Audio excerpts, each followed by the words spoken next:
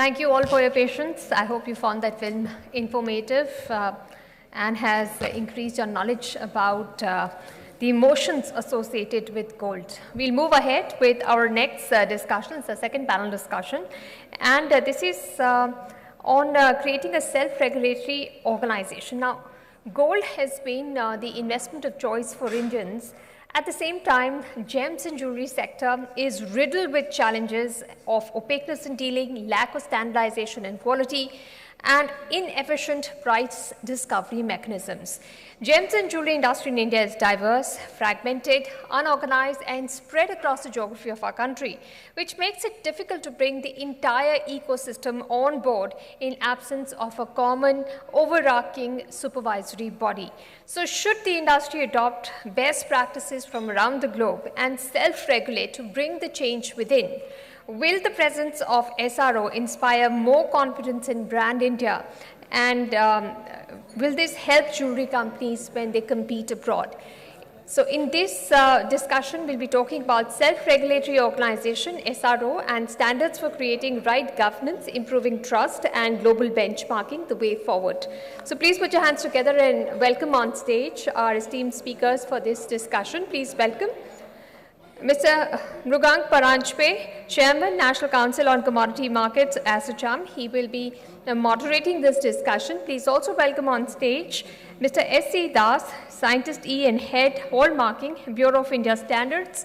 Please welcome all our speakers with a round of applause on stage. Please welcome Mr. Somasundaram PR, Regional CEO, India, World Gold Council.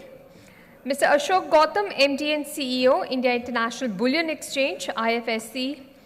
Please welcome Mr. Chirag Sheth, Principal Consultant, South Asia Metal Focus.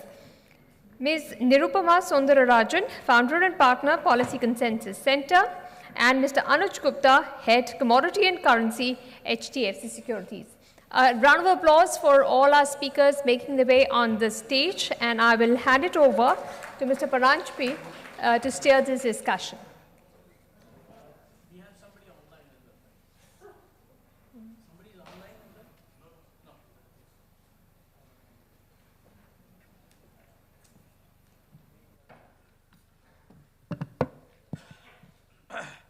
Good afternoon, and I trust that this is going to be the most challenging session because I can see some very satisfied faces after the lunch. So I have a great panel here with me.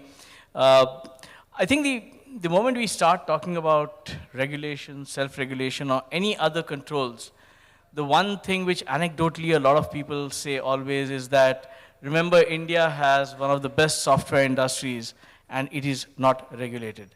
So I think, ladies and gentlemen, that is the first thing that we should remember, is that while there is a need and there's always a rationale for having regulation, we should be absolutely aware of what it could do if it goes wrong. And the software industry probably is one great example in India of how and why, even without regulation, you could do extremely well. So with that little introduction, I'm going to ask questions a bit later on. I'm just going to request my panelists to maybe do a short opening statement, maybe 2 or 3 minutes. And I would sort of start with Mr. Das. Given your experience, especially leading the hallmarking and standards sort of work in India, what do you want to share with this audience about what you are doing and what we can do more in terms of gold and making it more, I would say, the gold standard internationally?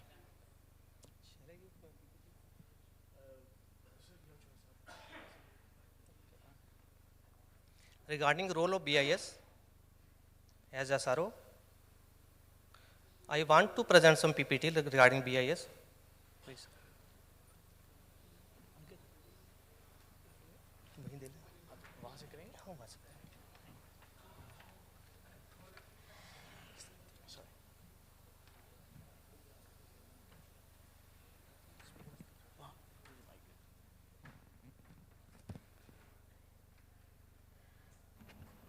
Good afternoon. I'm going to present PPT regarding role of gold in reshaping the global economic order from BIS. As you all know that Indian Standard BIS has started its journey since 1947 as on the name of Indian Standard Institution as a registered body under Government of Indian Association Regulation, and Bureau of Indian Standard came into existence in 1986, and under this act we have given statutory status on 1st April 1987. After that, it again given a revision in 2016, and BIS was declared a national standard body on 12th October 2017. We have Pan-India presentation present in having headquarters in Delhi, our 5 regional offices having 38 branch offices, 9 laboratories for testing our various products, and 1 training institutes, and Noida. These are our core activities: standard formulation, conformity assessment, laboratory services, and you all know hallmarking, latest management system certifications, consumer affair and standard promotions, training, and international cooperations. How the hallmarking has started in India? In 1999, RBI Standing Committee has identified BIS for initiation of process standardization and marking of gold jewelry. On the basis of that, BIS hallmarking scheme started on jewelry and artifacts in April 2000. For silver, it came into existence in October 2005, and for gold and bullion and coins, hallmarking scheme launched in October 2015. This is our hallmarking scheme operations. We recognize Essing Hallmarking Center for marking of jewelry as per IS 15820, and this relevant standard is valid for 3 years.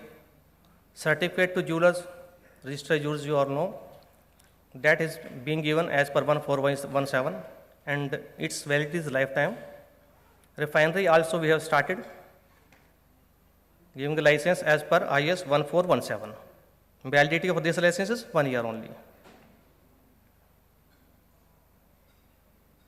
Based on the recommendation of RBI, we have conducted a survey in 2001, having taken 120 samples in 8 cities.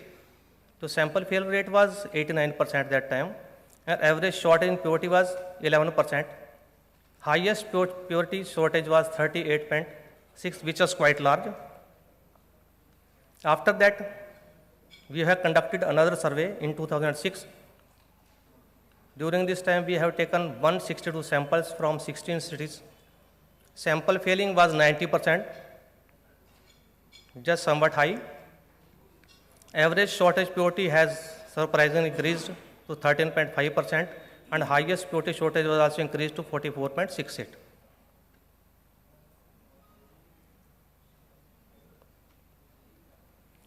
After several rounds of discussion held amongst the various stakeholders, namely Jewelers Association, ASCs, government and consumer bodies, etc., Government of India issued QCO notification on 15 January 2020, and it was implemented across the country with effect from 15 January 2021.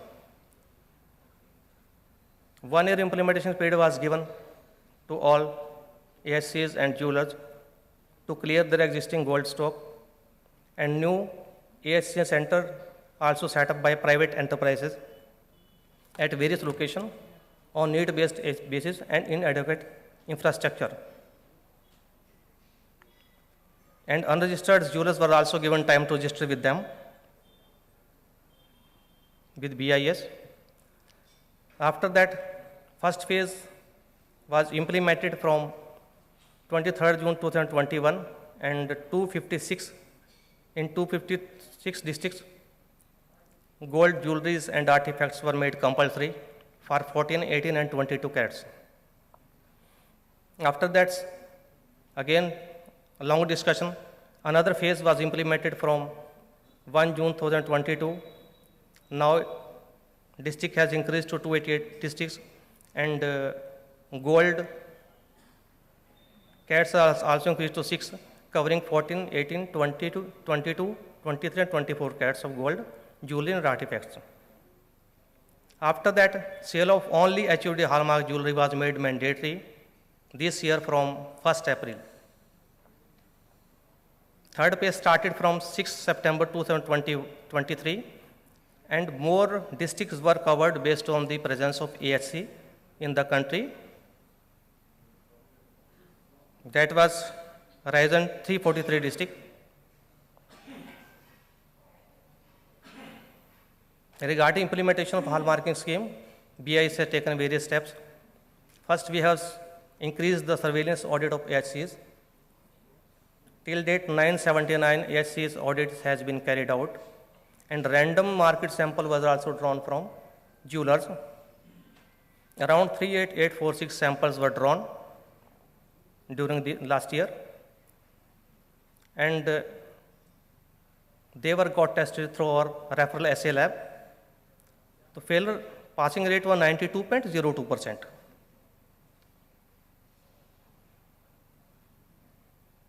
For outreach activities and spreading awareness, BIS has carried out numerous jewelers awareness programs and consumer awareness programs, and these were also discussed in government meetings also.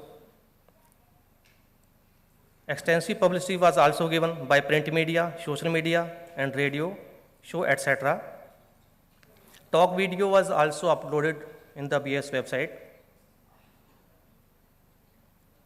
And a lot of promotion activities was also done by standard promotion officers, specially designated for these activities only. This is our progress in hallmarking. 2018-19, 26,688 jewelers were registered with us. That was risen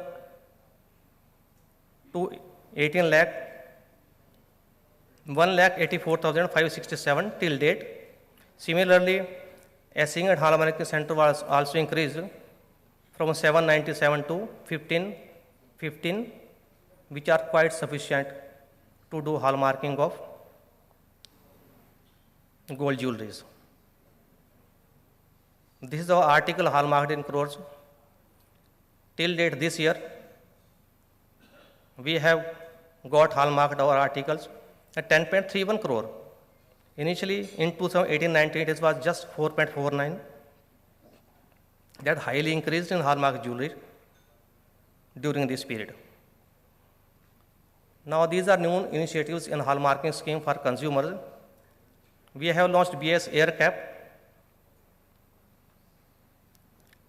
Through that, we can consumer can verify HUD by BIS Care app and see the detail of hallmark jewelry which has been purchased by them. This includes jewelry purity, name of SC from where that have been hallmarked, name of jewelers, and the date of hallmarking. We have also updated our system, and automation workflow of SCs has been updated, and it is in advanced stage. We have also started discussion on hallmarking of gold bullions. That scheme initiated in October 2015. DGFT in April 2017 has made BIS license mandatory for refiners importing gold doré only.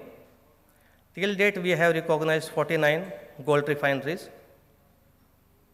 However, as this is on voluntary basis, only a small refined output is available with us for that.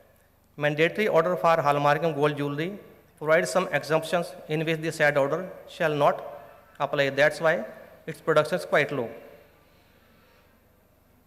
One of main exemption given by government in hallmarking orders, that is in any shape of bar, plate, sheet, foil, rod, wire, strip, tube or coin. These are exempted under the Government of India order. Now, why the need for mandatory hallmarking of gold? You have seen a previous PPTs that number of articles hallmarked have increased manifold since its implementation. Since its implementation, approximately more than 30 crores articles has been hallmarked by our ASC centers. As gold bullion is used as raw material for manufacturing jewelry, and its purity is paramount considering the large volume of jewelry hallmarked. Now we are in the process of gold bullion that will help the manufacturer of gold jewelry by providing them quality raw material. As per the source information available with us for making gold jewelries, sources are refiners, recyclers, bullion exchange, bullion dealers, banks, and big jewelers. This is the recent development in bullion hallmarking. An advisory committee, including refiners, refinery association, jeweler association, ASC association, regulators, and ministries and mandatory hallmarking has been set up.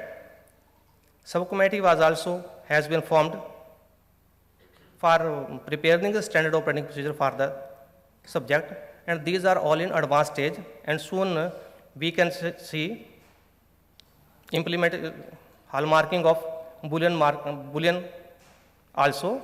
This will take place within a short period. This is regarding journey of hallmarking jewelries. Thank you.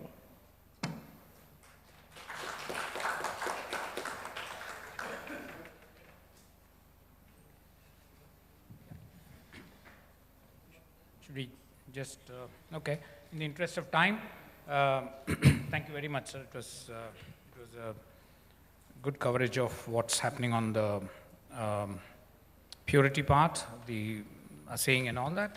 So, now what is the self-regulatory organization? As you know, we have floated this idea a couple of years ago. We have issued a blueprint, and we have got industry to support us, as they always do.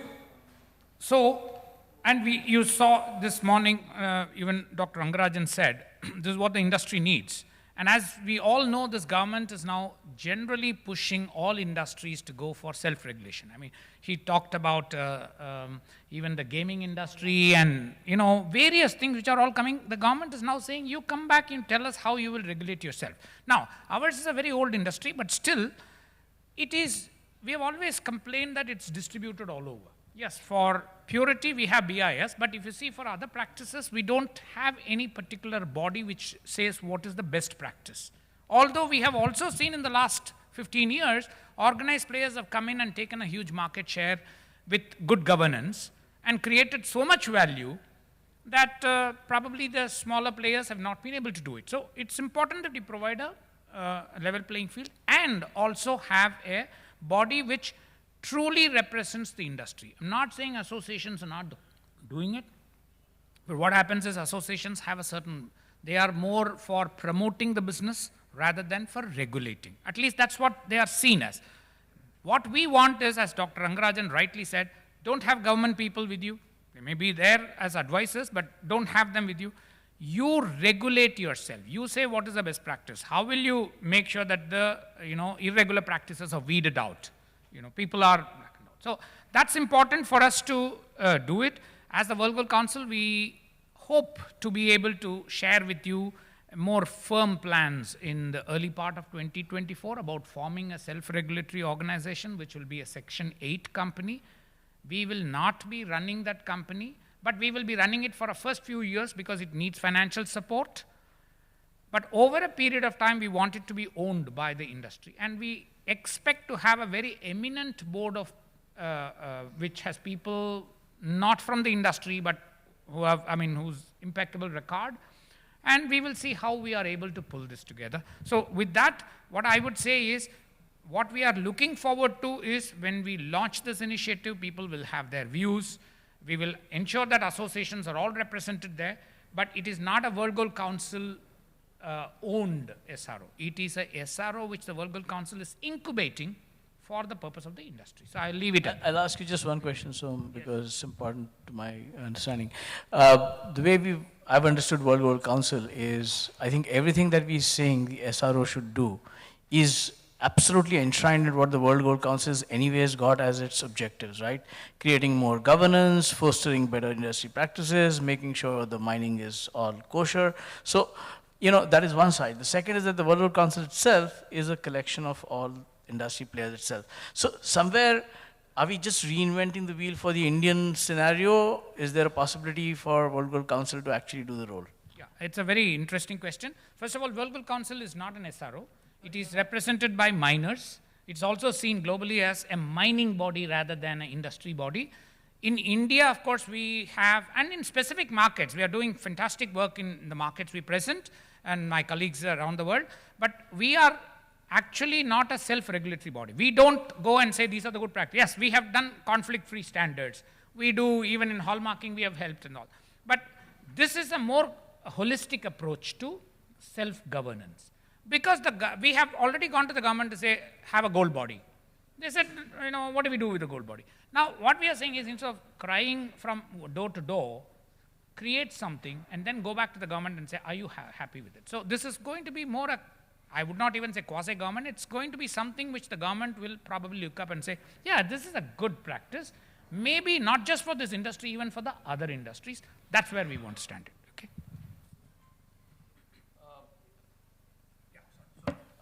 And in no particular order, but since Ashok is just sitting to my left, given that you're at the cusp of both in an Indian city, but at the cusp of international markets, where do you see yourselves as in Gift City and the practices that you're following there? What more would you like to do, and what are the things that you've already done there in terms of both the regulatory side or the self-regulation, as well as making sure that our standards are absolutely up to the mark in Gift City? Yeah. Thank you, Mrugangji. In fact, one of the first things which we started was that as a body which is regulated by a unified regulator in GIFT IFSC, which is IFSCA. And we also have a role to regulate the market, which like the trading members and others who are part of our ecosystem. So first part was that how do we ensure that what kind of entities get onboarded or on our exchange. So that was something, and more so on the because for the qualified jewelers, which is on the buy side, it was already well spelt out by the IFSCA. Though now for the TRQ, for which DGFT has further issued notification that all the TRQ holders can come on the IIBX to import gold, we are already in discussion with our regulator that what all KYC and other requirements are needed so that the TRQ holders can do that limited purpose job of importing their TRQ quota through IIBX.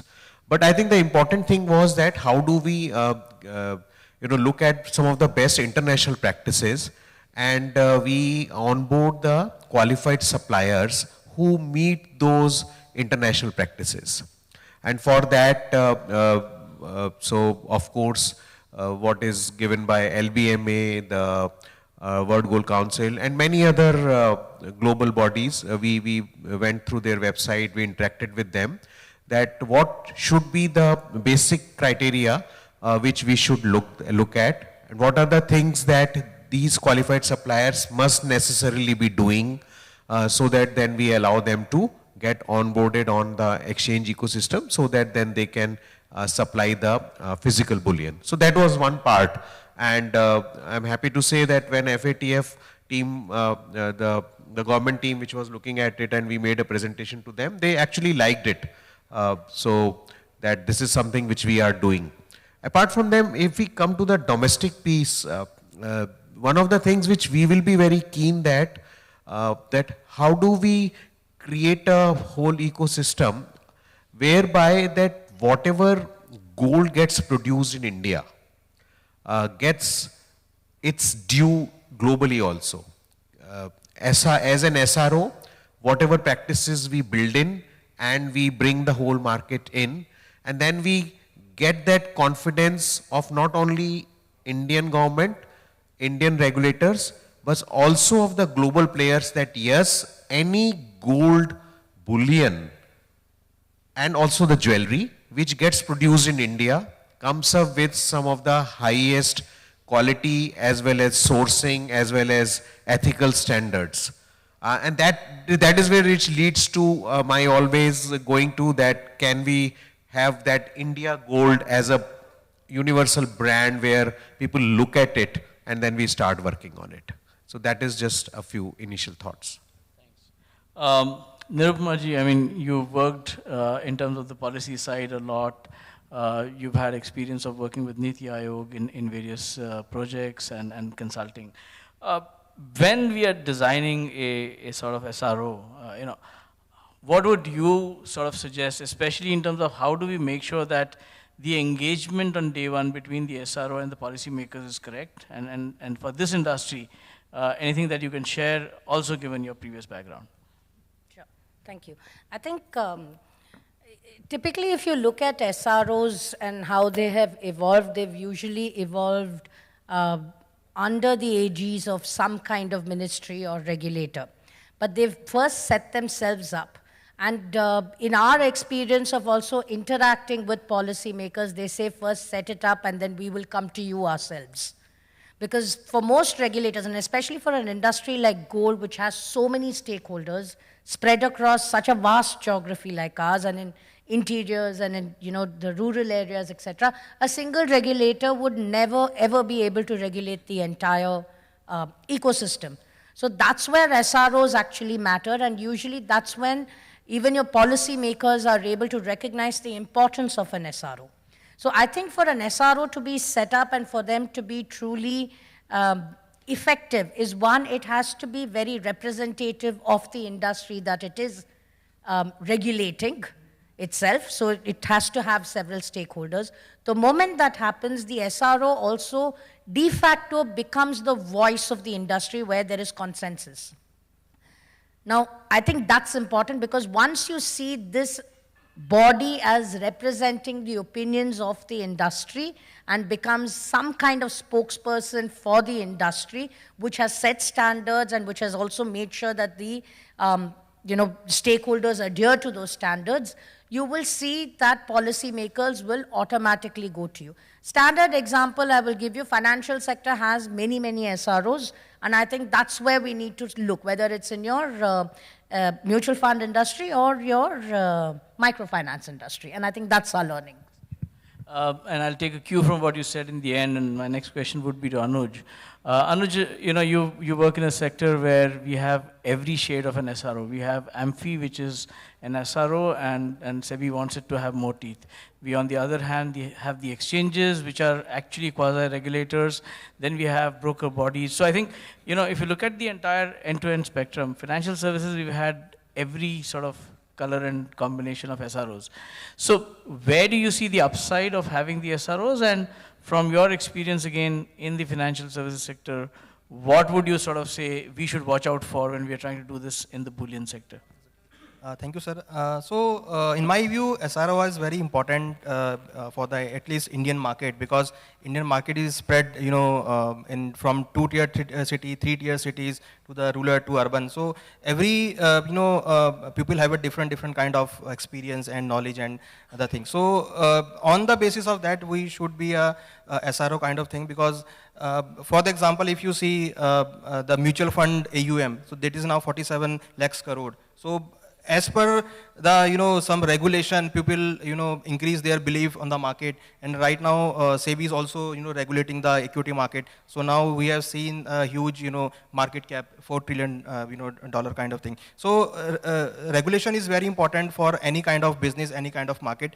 And if we talk about the gold side, because gold is spread across the India in a different way, different denominations and different quality. And every time we are talking about that India is not a price setter. So if we have a SRO, then at least we can say that we have a SRO and now this is our price, just like London AM and PM. So that is kind of thing, if we are able to build up the SRO kind of thing, to at least we can release our price in a day or evening or morning. That will be impact for the jewelers.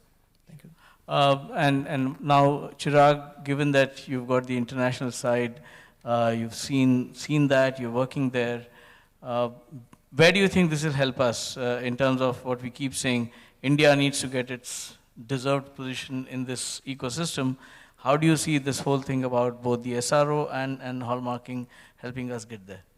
Sure, I think we've too much focused on over the years on purities and those kind of aspects. But I think Mrugang, you mentioned about IT industry being one of the success stories without having an SRO. But if you actually look at NASSCOM, you could loosely term it as an SRO. And I think where jewelry industry requires an SRO is not just in regulating what is sold, but how that is made. And I think that is something which a lot of people don't like about Indian jewelry industry, is the fact that working conditions of our artisans, the way gold is sold in this country, the prevalence of cash transactions. And I think that's where SRO comes in and plays a much larger role, where certain regulations can be put in on manufacturers, best practices for manufacturers, best practices for artisans, for retailers, because world is moving towards, you call in ethical practices. World is moving towards,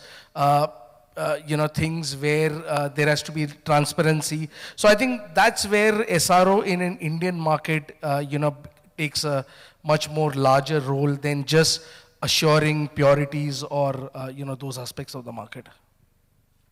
Dasab, one question for you. I mean, I know we've always had laws, and there are laws which are meant to really improve many things that we do.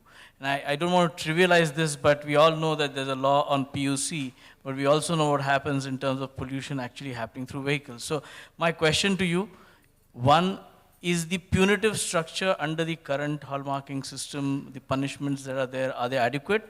And second, do you think we have been effective? What do you think needs to happen to make the whole hallmarking concept more effective? Regarding pollution certificate, now it is in court. It is in court. But I'm just 5 December is the date for that. Now see what will happen on 5th December. But regarding purity, etc., we have seen in market also, and lot of survey we have done, it is not up to mark. So for that, naturally, some regulation is required, but still we haven't imposed any fine, etc. on that. But as per rules, it is sufficient, I think. So just so maybe, since we have some time limit, I just want to give 1 minute to everyone to say, next year we don't want to have a panel about implementing an SRO or building trust. Next year we want to talk about we've done it. Okay? So if you had to commit here, and we've got this industry here, in your personal or official capacity, what is that one thing or two things, but you've got 1 minute to do it. What will you do so that we will build trust in this industry by the time we meet next year? And we can just start from the left end. Well, as an outsider, one thing which could be done is, walk the talk. I think we do a lot of talking, but we seldom walk talk. So I think that's one thing which I would basically look at. I think international exchange at GIFT IFSC under the aegis of IFSC is one step which is bringing transparency, democratization, and the kind of price discovery what is aimed at. And if the large number of entities on both buy and sell side, they come there, they see the transparency, and also that is the first step of bringing in the transparency. And of course, exchange also ensures that the particular quality or the bullion which is coming in, both gold and silver, which is coming in the vaults, and this is coming from the right kind of refineries which are duly approved and all. And the same thing can be done on the other side. So I think, and later on when domestic exchanges also come on that global, the gold spot exchanges are get enabled, and then linkages with our exchange, with the domestic exchanges, and how the digital BDRs which are there, they can be moved seamlessly into EGR, portability, that's what we are talking about, and then how this whole ecosystem becomes. The more they become digital, the more digital things are brought in. I think our UPI and our whole digital ecosystem of payments is a great example of that. I think their signs are there, and I think we should reach there, and we will reach there. That's the point I want to make.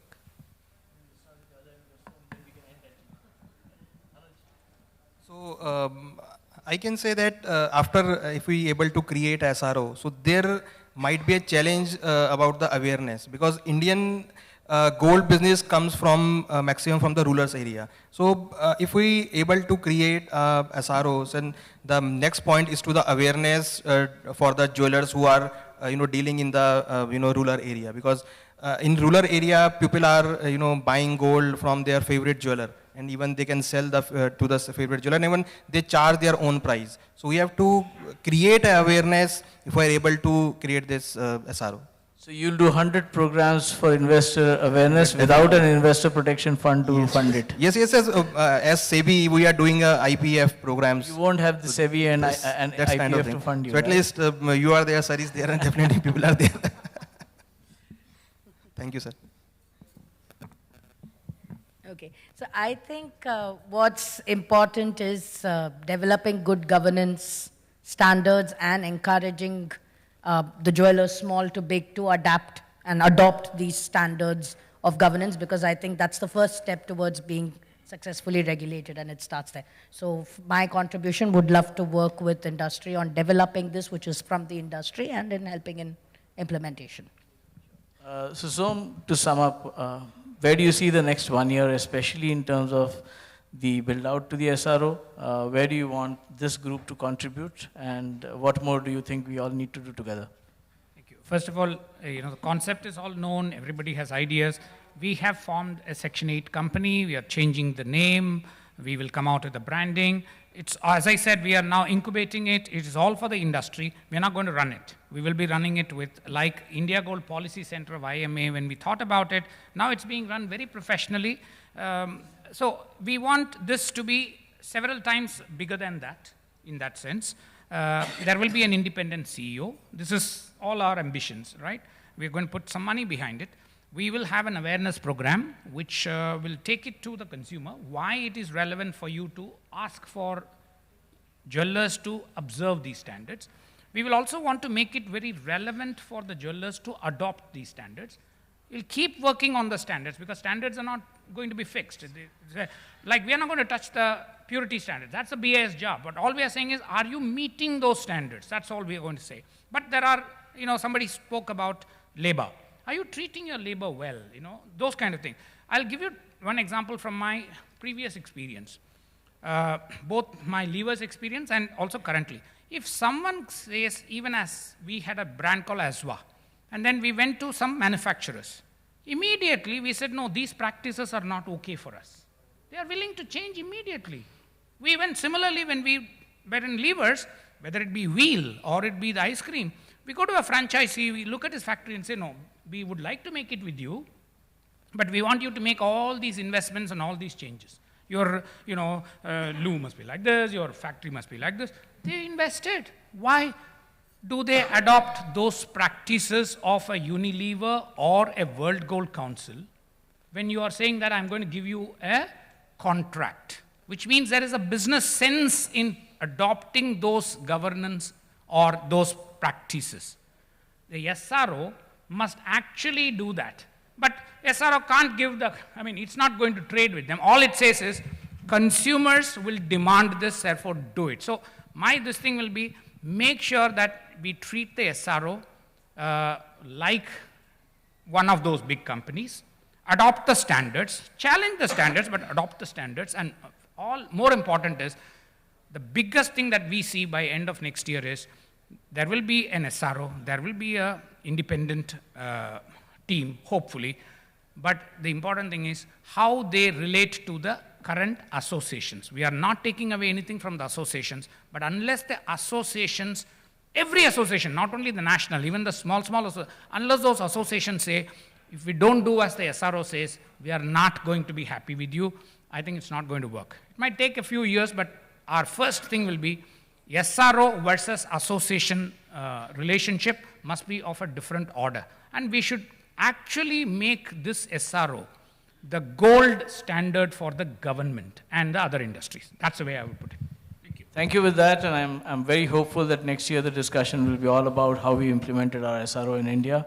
With that very hopeful note, thanks ladies and gentlemen for this part of the session, and thank you fellow panelists for being a very, very disciplined panel. Thank you. Our speakers for coming here and sharing their knowledge on this very important topic. Request all of you to please gather for a group photograph. Let's hope the self-regulatory organization and a system, a mechanism evolves whereby all stakeholders receive representation and satisfaction on the way we have regulation, standardization in the gold industry. We're going to move on to our third panel discussion. Now, as India's demand for gold outpaces its domestic supply, demand is fulfilled by imports as well as recycling of gold locally. Recycling in India is a 440 billion rupee industry, making about 11% of the average local annual supply. India's gold refining capacity is estimated to have jumped 500% from 2013 to 2021. But the introduction of the Goods and Services Tax, GST, as well as the impact of the pandemic and some other macroeconomic factors are affecting the profitability of gold refining. As the jewelry industry becomes more organized, we have seen small jewelers increasingly opt for recycled gold with organized refiners. The prevalence of cash transactions in the scrap market, logistical hurdles to scrap collection, and GST loss on the sale of old gold are the other constraints in the gold refining industry. In this session, we will discuss ESG and recycling, proactive approach for maximizing potential in the changing landscape, enabling infrastructure for a regenerative future. So please put your hands together and welcome on stage our speakers for this session. Please welcome Mr. Suvankar Sen, Co-Chairman, National Council on Commodity Markets, ASSOCHAM, and Managing Director and Chief Executive Officer, Senco Gold, who will be moderating this discussion. So please welcome Mr. Sen with a round of applause. Joining him on this panel are our panelists, Ms. Rona O'Connell, Head, Precious Metals StoneX, London, Mr. Shivanshu Mehta, SVP and Head, Bullion, Multi-Commodity Exchange of India, MCX, Mr. Keyur Shah, CEO, Precious Metals Business, Muthoot Papachun Group, Mr. James Jose, Managing Director, CGR Metal OS, and Mr. Sudhish Nambiat, Manager, Precious Metals, Dubai Multi-Commodity Center, DMCC. Round of applause for all our speakers on stage. Thank you so much for making the time and coming here for this discussion. We look forward to your thoughts on ESG and recycling. I'll hand it over to Mr. Sen to steer this discussion.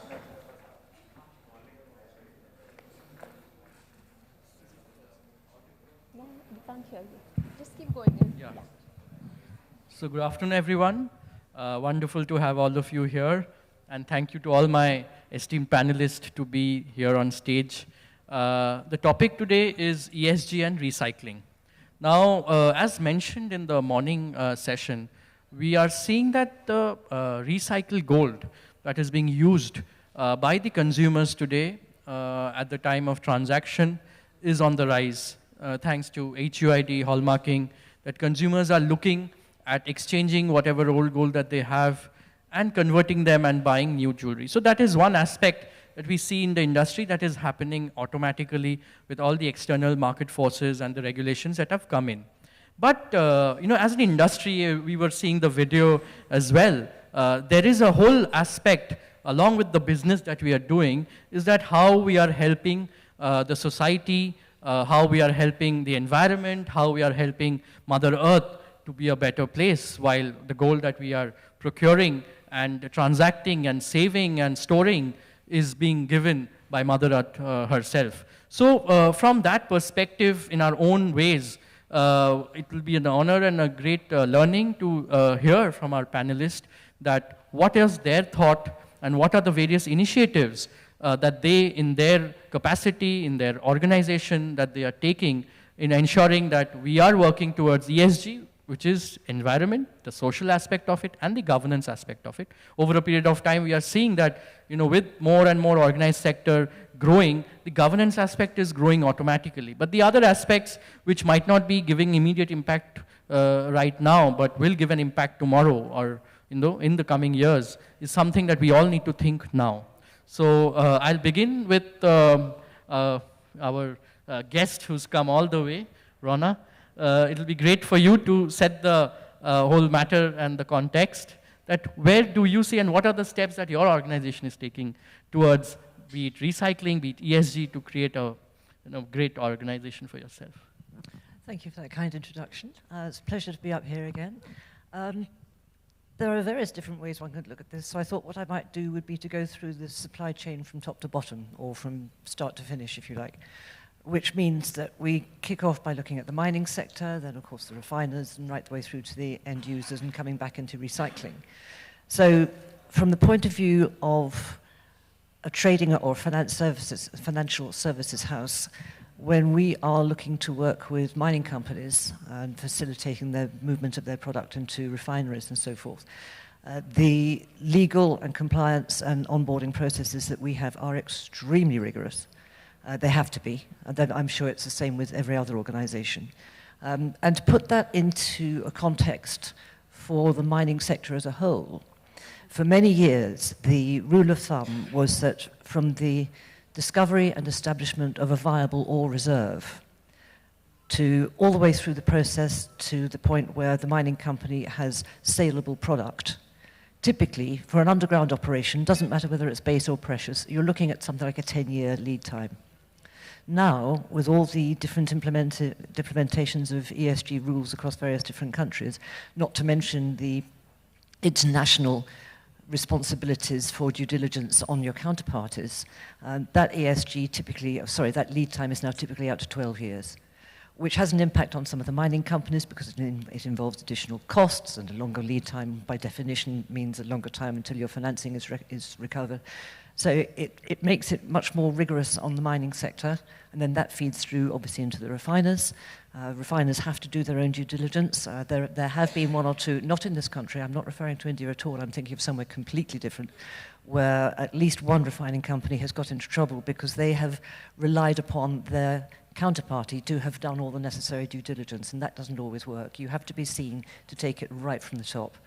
And this goes all the way through to the end use. The concept of grandfathering is something which is still in existence in the system, and it has to be. Grandfathering in this sense meaning that because, let's say, a piece of jewelry comes from gold which was mined, pick an EU like 1975, for example, it could have been through several iterations. It's impossible to determine where it came from in the first place. So the authorities are allowing a degree of leeway as far as that is concerned, but with blockchain technology coming in now, then that due diligence and that rigor is going right the way up to the top of the stream. Great.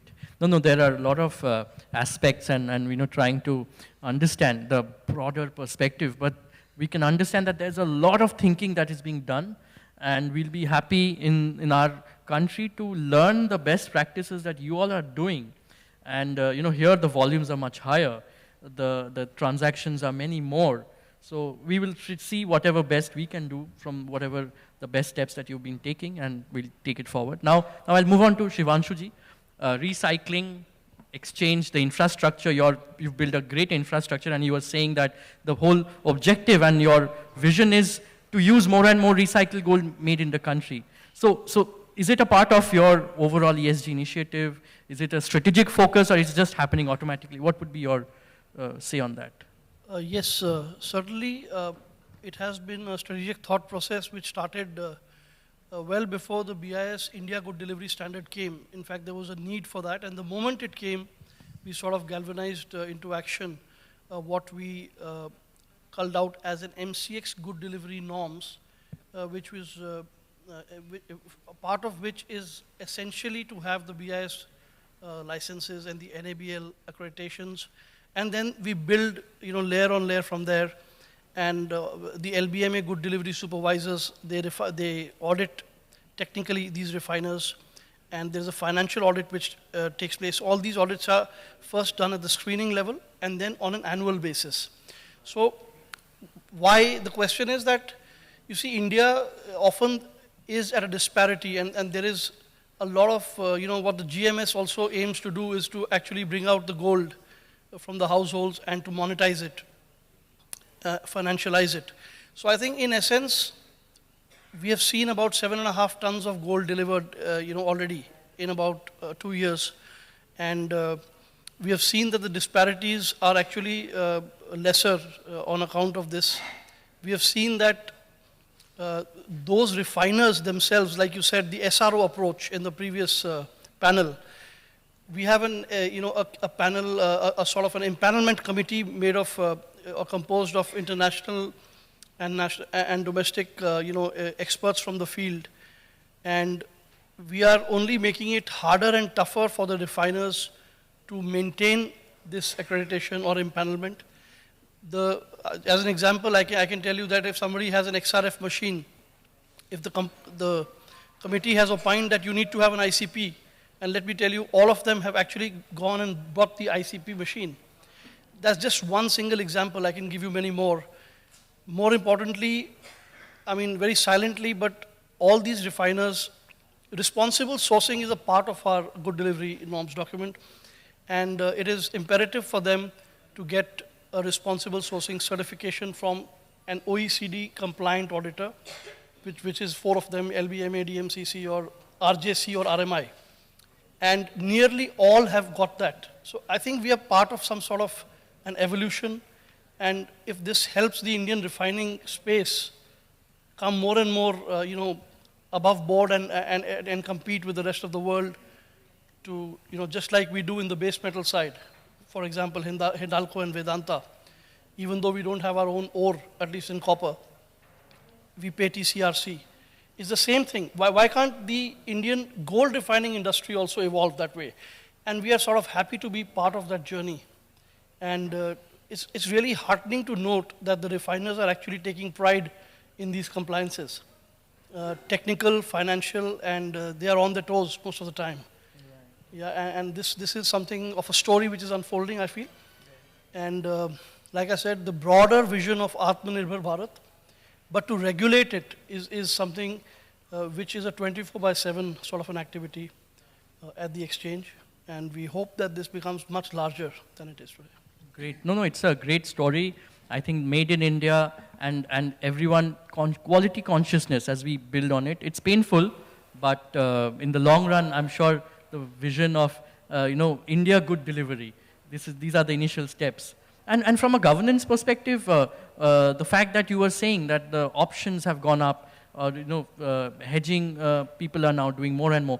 On that, with KYC, what are the governance steps that you're taking towards those areas? Yes, so being part of the regulatory framework under SEBI, the MIIs, along with the participants, the financial intermediaries, the hedgers, they are governed already by certain limits and certain annual and monthly compliances, even relating to, let's say, the margin utilization on a daily basis at a client level. And for hedgers, if they have a certain exposure, if they want to go beyond the client limit, there's a certain documentation which has to be followed before it can be assigned. So it's a natural environment in which already compliances exist. But yes, as far as the options are concerned, what we can say is that, see, if you see the backdrop, right from the application of GST and onwards of that, whatever the government has actually imposed in terms of declaration of above a certain invoice value of the PAN card. So the essence is to make them all more organized. And no one better than yourself who's actually, seen that. So I think options and the jewelry fraternity coming above board and the usage of FNO by them, it is all happening together simultaneously. And which is why it is no surprise that today with the SEBI LODR, you find more and more disclosures happening in the annual reports, etc. Right. That we are hedging at such and such exchange, this is what we do, etc. And at a smaller level, we see so many jewelers even getting listed on the SME exchange, SME platforms. Yes. And I can tell you that it's the same fraternity which is using these instruments more and more. So it's really something which is catalyzing each other. So we're happy to note that. Great, thank you. We move on to Mr. Keyur. You've been a part of the Muthoot group for a long time, and now you're taking new initiatives which relating to gold and recycling. So if you could share your thoughts on, and what are those impacts on the industry ESG initiatives. And I think that the world needs to know more and more that yes, this industry is taking so many proactive steps towards the initiatives. Sure, thanks Avankar, thank you everybody. See, I belong to the Muthoot group, which is very well known for the gold loan part of it. But as a group, we have many group companies. The business which I've started and handling is precious metals business, which is different from the gold loan sector. But see, overall, as a group, we deal with the masses, the common man, the low-income consumers, and the poorest of poor. Any initiative, and that's something which I strongly believe, for it to be noticed or it to be sustainable in India, it needs to be bottom-up as well. Because here, at a lot of forums, and as most of us would be aware, there are initiatives that are taken, but they only just touch the top 5% of India. And then it does not translate down into a mass movement, as I would say. So one of the things, as the gold loan organization, which is the flagship company of my group, we probably have set the best example how to monetize gold, reuse gold. So that is one of, I would say, would fit very well into the ESG overall platform, where you're reusing the gold. The gold is not being dumped, it's not being destroyed and recreated. So that's one thing which, and that is at a common man's level. So it's sizable in terms of the volumes and all.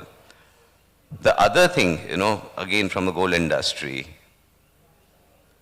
linked to ESG, what I think all of us could do, and I think most of us are aware, in India we have two types of demand, which is, one is jewelry, which is culturally linked to festivals, weddings and all, and then you have the savings investment, which is bars coin. For that, digital gold, I think it's been spoken in the earlier panels also. We have also started our own in-house digital gold, but the difference here we are attempting to make is, we are trying to teach the poorest of poor people how to save digitally. That, again, if it succeeds, then digital gold become huge in India. Now for that, extra efforts have to be taken, which we are doing, where we help our customers download the app, understand, and also give them proof that, okay, now you put in whatever money, it's instantly getting converted to gold, but they are always apprehensive, where is the physical gold? Where is it lying at the back end? And then we show them, or we take them through the process, it's safe in the world. Obviously, Muthoot as a brand has earned a lot of respect from customers, so they've been used to pledging the gold with us for 6 months, 3 months. So this also, they say, okay, the gold is safe. And then finally, when they redeem it into a jewelry piece, that's when the full circle becomes a reality for them. And then they start investing more in digital gold. Now that definitely helps us reduce the physical stacking of India importing a lot of physical gold, which is purely linked to bars and coins. Third initiative is recycling, wherein we have created, probably we were the first organized sector corporate to start dedicated retail shops just to purchase old gold, scrap gold. Okay? A lot of jewelers buy it, but the main business is to sell good designs, value add. But there was no platform which was only dedicated for consumers to just walk in to sell. And that is what we're doing. That now we've also evolved in the last 7 years. I have around 19, 20 touch points across. And there also you see a lot more positivity. Initially there were a lot of challenges because the next door players would offer cash only, consumers would prefer cash, but you've seen that change over a period of time. Now, of late, 70% of our customers are actually the younger ones. So, for example, typically in India, a young married couple has got a lot of gold gifts during the wedding, and in 1 or 2 years' time, it's time for them to fulfill the first life milestone to buy a house. So, they need actually money, not in cash, they want it in the bank account so that they can make the first down payment. So these kinds of changes which we are seeing, and this definitely helps, contributes towards all the ESG effort directly linked to the gold industry in India, and to make it as a mass movement. Great. No, the last idea truly looks like a marketing idea, a great campaign where you see the use of gold and how you're recycling it for, real use in life. So that's one thing. The aspect of digital gold that you said. So, as a first step, when a consumer is giving his jewelry to you, I'm sure you all have your apps, and then automatically the account becomes digital. So that gold that is lying in your account, it's like as if the money is being digitally transferred to the customer. That is one part. And then that same customer in future can be sold a digital product as well. And then that product again can be used for you to give a loan. So it's like connecting the dots. No, so that is the only thing which, that to us, at such forums when, as industry players, we would want from the government authorities. One is recognize digital gold.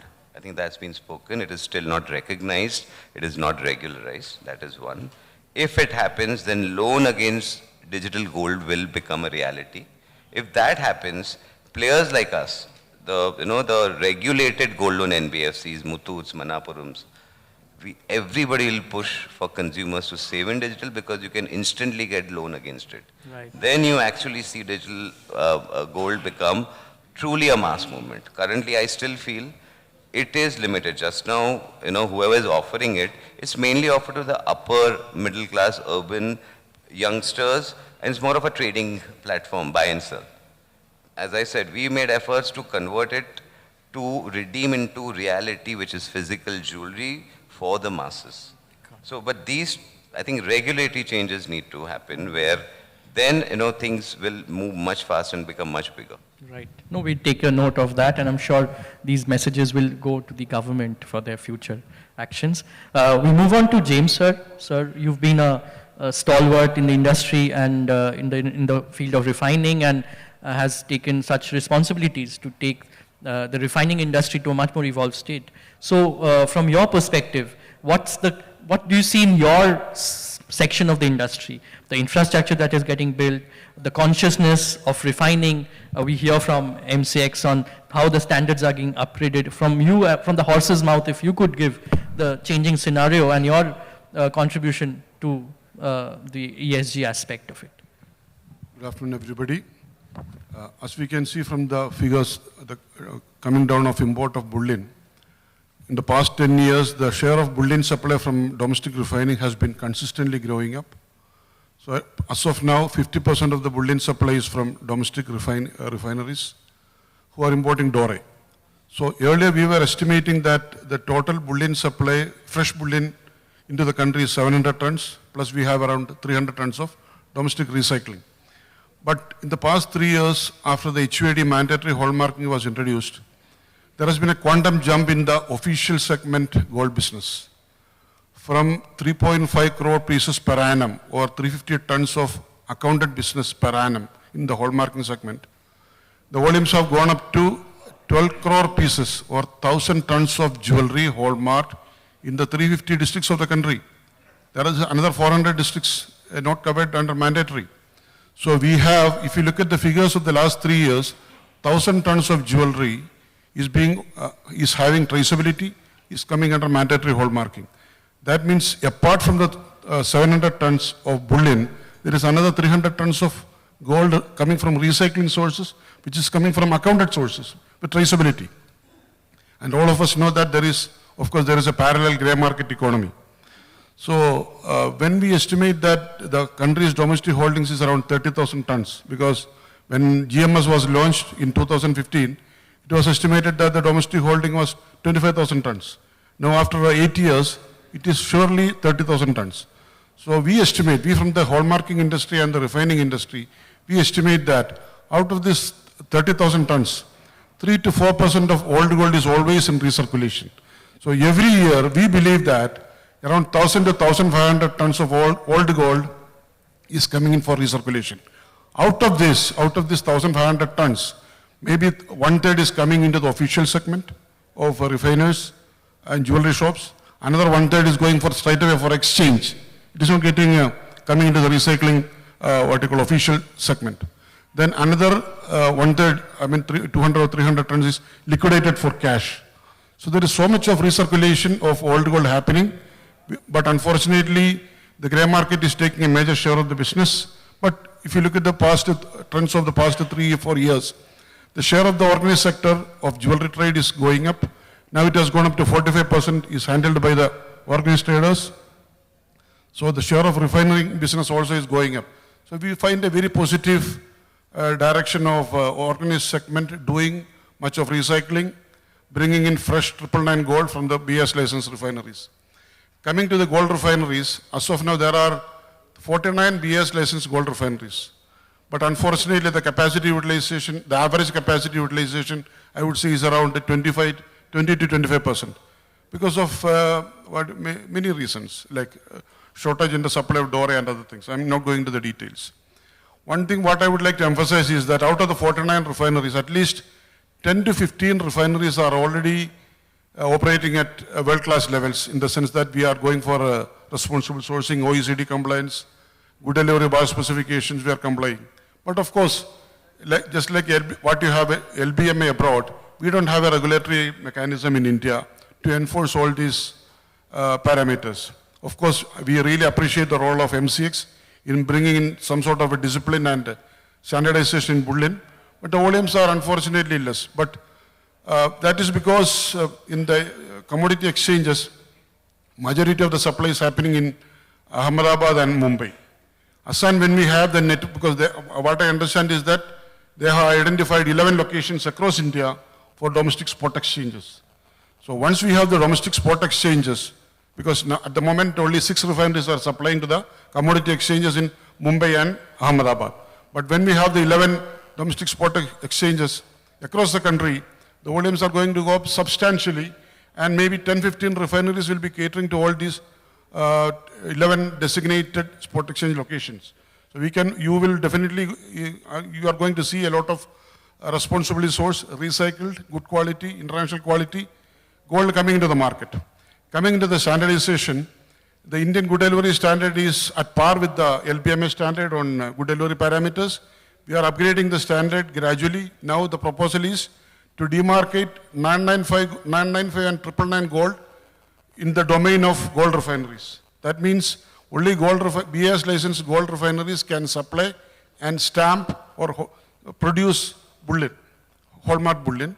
And 22 karat gold will be in the domain of jewelers and hallmark centers. The demarcation is going to be there because we have identified that 24 karat is investment grade, other is a consumer product. That's one development. Another thing is that we have the good delivery size and technical parameters for 1 kilo bar only. But you know, a lot of spurious 100-gram bars, locally made bars are coming from Mumbai, Ahmedabad and so many sources. So 100-gram bars, of course, it costs 6 lakhs rupees. That is where the maximum malpractice is happening. So the India Good Delivery Standard is under transformation. We are going to include 100-gram bars with size and specifications into the list. So once that is in place, only good delivery gold of 100 gram and 1 kilo from BS licensed refineries shall be permitted to be traded in the country. So that will control a lot of malpractice and upgrade the refinery standards also. Thank you.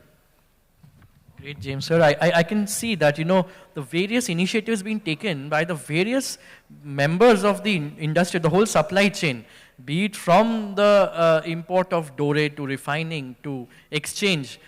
There is a movement happening all together towards a better, I think, practices in the overall industry. And with SROs coming in, I think all the dots gets connected and there will be a central body who can really manage the whole regulation of every aspect. So moving on to a little far away, Sudhish was here in India, now he's in Dubai, so we are asking him that, you know, what is his experience when he was here in India and what he has been now in Dubai seeing, right? So where can we learn these, in terms of infrastructure, in terms of the ESG thought process in India, and what are you seeing there in DMCC and the initiatives that you're taking there? So if you could share a little bit of your experience here.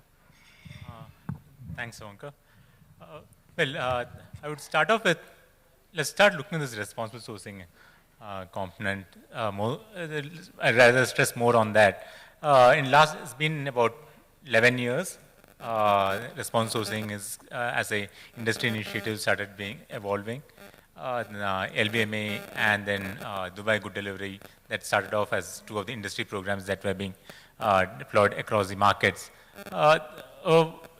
When it got started, there were reservations among the refiners that their information is going to go out on who the suppliers are, and there'll be more, in the sense the competition would be taking this information and it would be going against them.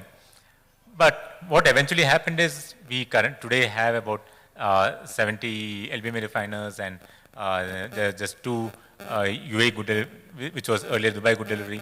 We have two UAE Good Delivery refiners in UAE, and there are other UAE Good Delivery refiners in Turkey, Perth, Switzerland, and so. So what's happened in this whole process is market has evolved in terms of giving out more information to bringing in the right kind of services. When I say the services, for instance, the chain of custody services that a third party started providing. So when a chain of custody services started being provided, there's a lot of trust being given to a party who has a lot more capabilities and the skills to do an on-site due diligence at various one of the toughest terrains in the mining site, and do the due diligence and report back on that. That definitely hasn't led to information shifting to the competition. There are now many third-party auditors who's on board, who do a complete compliance as well as the assurance report for all these refiners. What do they eventually try to do in all these for all these refiners? And that's where we also, like from India, if you had to look at, there are some learnings that we could take away. That's great. What it has led to is creating an internationally accepted brand. Let's say it's a UAE Good Delivery brand or a LBMA brand or so. And how does that happen? That's become like an incentive. It's an incentive that is being created for the market. The incentive is being created by bringing in the financial institutions who are willing to take those gold, and other refiners who recognize the other standards and then take the gold. Similar is the first step that India has also taken. The incentive mechanism has been brought in by the exchanges, and when the exchanges bring in that, there are more refiners who have come up and opened up the books, willing to get audited. So this is the first step, I would say, what we have taken, because today you look at the number of refiners here and the refiners who have signed up. It's not really that proportionate for the fact that all are not signed for COC, or when I say RJC COC also. Most of them are still in the RJCOP, which is kind of really basic. It doesn't give out a lot more information. And we still have only one LBMA refiner. So a lot more to go on that front. That brings in a further discussion about what we were earlier discussing about on the environmental front. So how do these refiners start looking into impact that they are going to have on the environment? So it starts with the question of why should we be doing it on the first case? What are the risks that they are going to identify? This is something that they need to mingle it together with the 5-step framework of OECD's guidance on risk-based due diligence guidance. So once they mingle it with that, then there's a complete vision that the company itself creates on the whole purpose why they want to act on it. This is where I would say the overall direction should be towards, even when we are talking about SRO also. Pushing it will not work. It's completely going to evolve, because you look at UAGD or LBMA, it's all voluntary schemes. And these voluntary schemes have worked well and can work well here as well. Right. No, I understand. There's a lot to learn. So for the shortage of time, we'll take the last round, an opinion of all of yours. Two things. One is that as a member, as a stakeholder, why do ESG? Is it a cost? It's not giving us returns, right? So what is it that is motivating us? So why? And lastly, anything that you are expecting the government or to help us with. So two things: ask from the government and why do ESG? What's in it for us? That goes back to your first statement when you started off this discussion. Mother planet. So what we take off from the mother planet, what is it that we are doing to give it back and sustain it for other generations to come? So it's a feel-good thing, or there is a financial benefit? It's more than a feel-good thing. It's just not about a feel-good. It's our responsibility to the planet. So and everyone needs to act responsibly on that. Right. And any ask from the government? Is providing the right incentive schemes for promoting these. If the incentive scheme doesn't have to be on a financial incentives, it has to be on market acceptance related incentive. Okay. James sir, your take on it? One thing we would like to request from the government is to permit the gold refineries to export 24-carat value-added products. Because we are not permitted to export even when the Indian prices are down by 3 to 4%, like what happened in last November, December, January, February. Even now, the Indian market is in a discount. We can, at very good terms, we can export our products to the world, especially minted products. We have world-class refineries producing minted products. That's one area we are badly looking for from the government of India. Right. And why do ESG? Any special? Why look at the ESG aspect? Anything? Any incentive? I don't have to add anything. Okay. Yeah.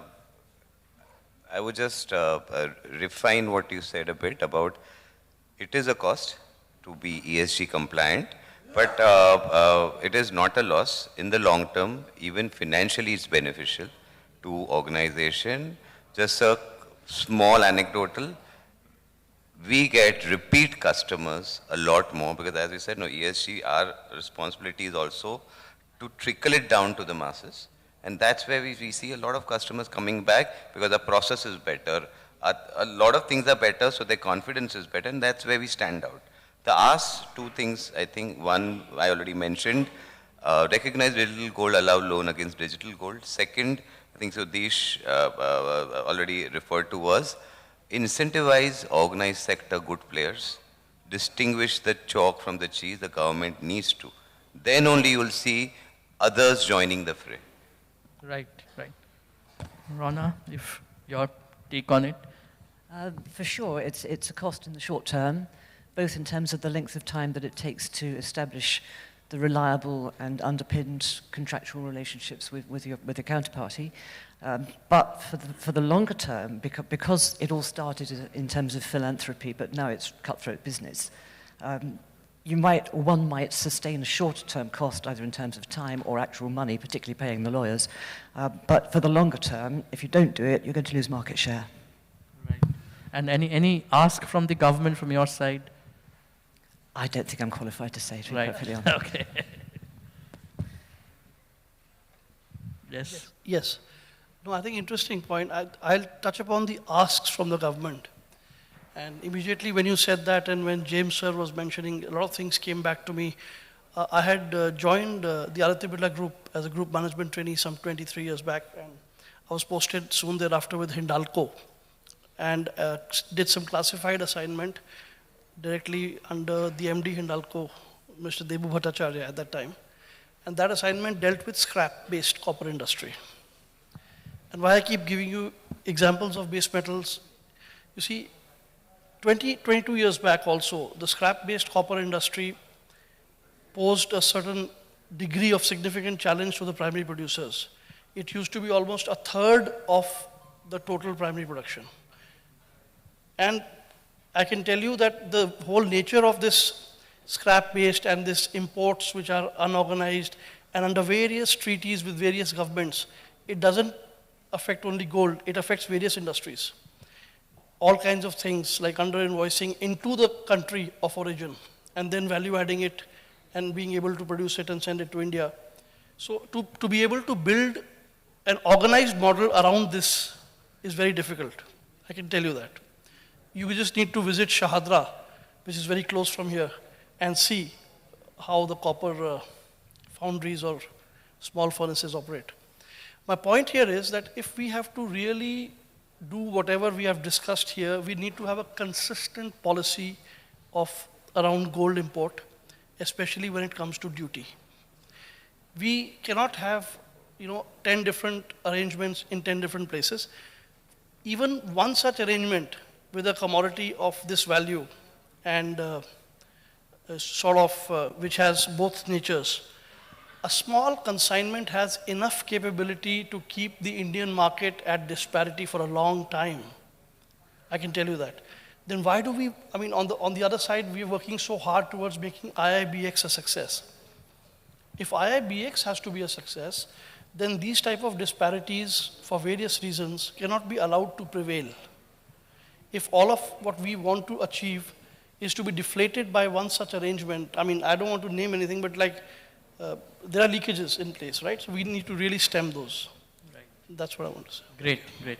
Thank you very much. Any questions or else for the shortage of time, but we can take one question, yeah? Sir, and then maybe you. Okay, you first, sir.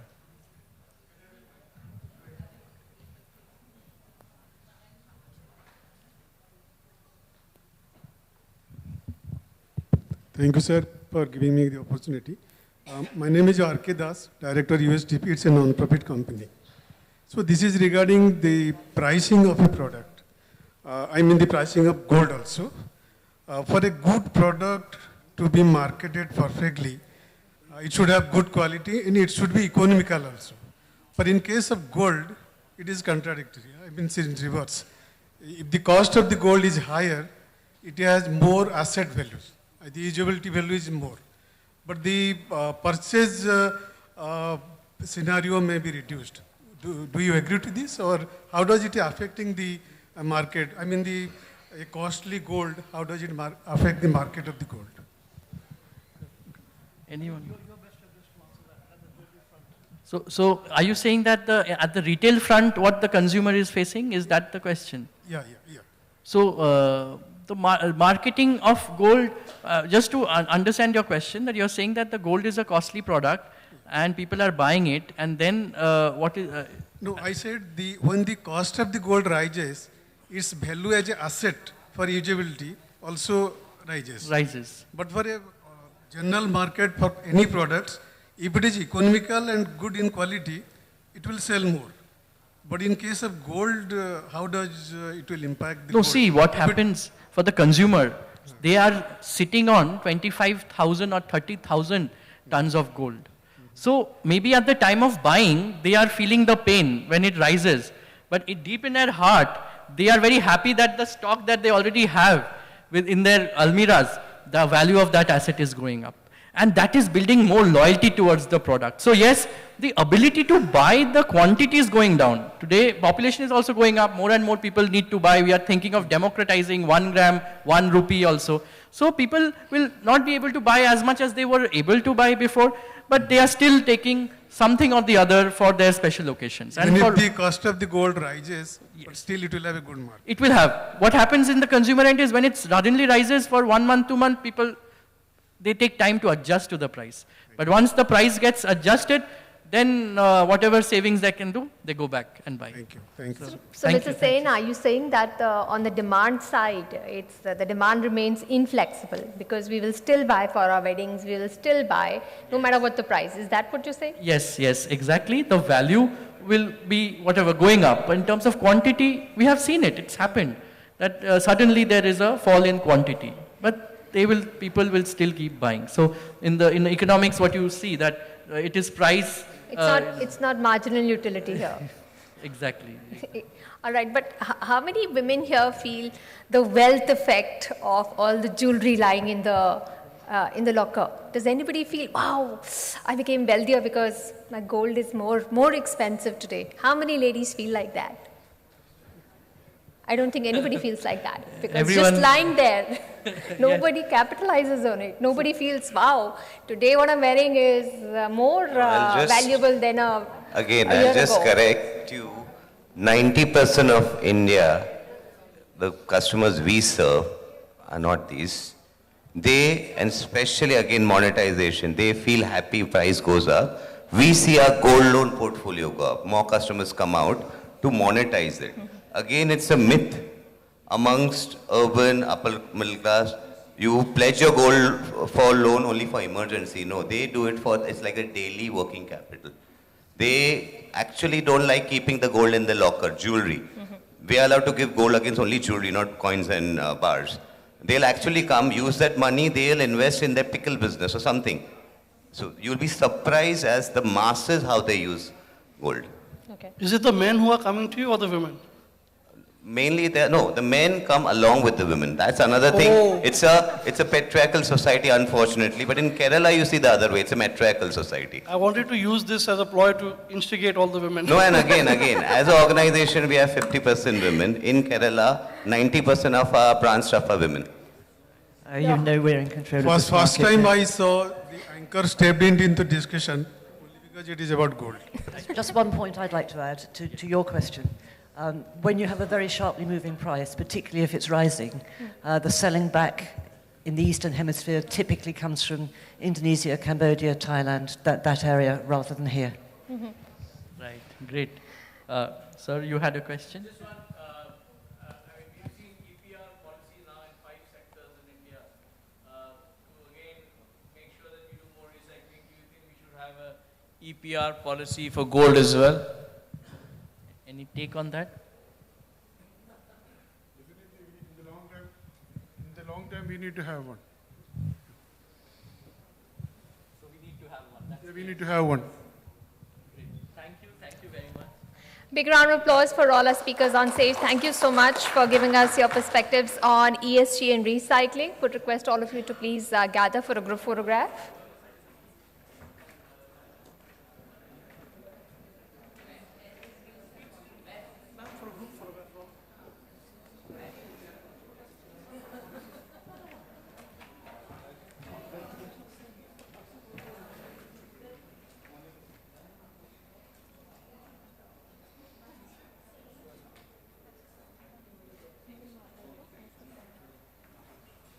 Thank you, ladies and gentlemen, and we'll move on to the last panel discussion of the day.